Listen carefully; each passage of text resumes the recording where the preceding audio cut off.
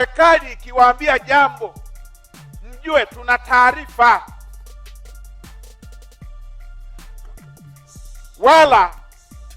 Wala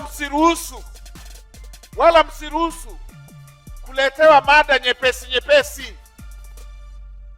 Msiruhusu kugombanishwa kwa mada nyepesi.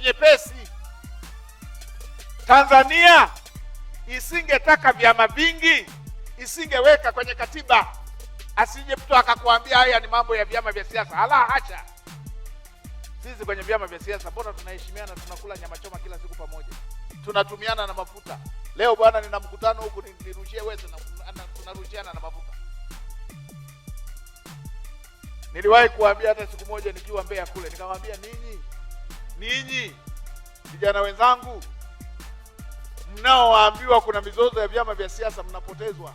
Sisi wenzenu tukishamaliza uchaguzi, ninyi huku mnapigana, sisi tukienda tu pale tunamaliza kuapa, tukishamaliza kuapa tunaulizia nyama choma iko wapi.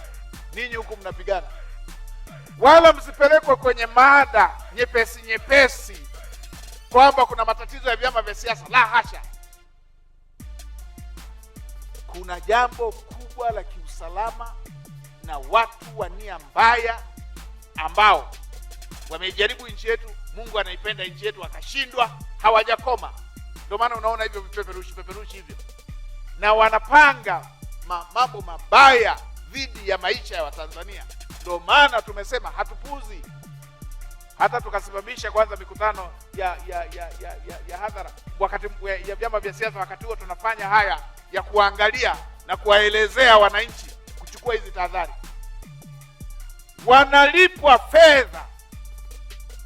Wanalipwa fedha kwa kuwatumikisha vijana wa Tanzania. Wao ndio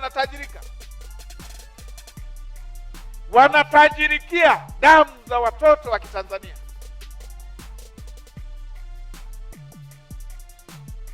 Imetokea ile mwaka jana walirundikwa wengine katika nchi mojawapo, wengine si nchi gani, wametawanywa katika baadhi ya nchi.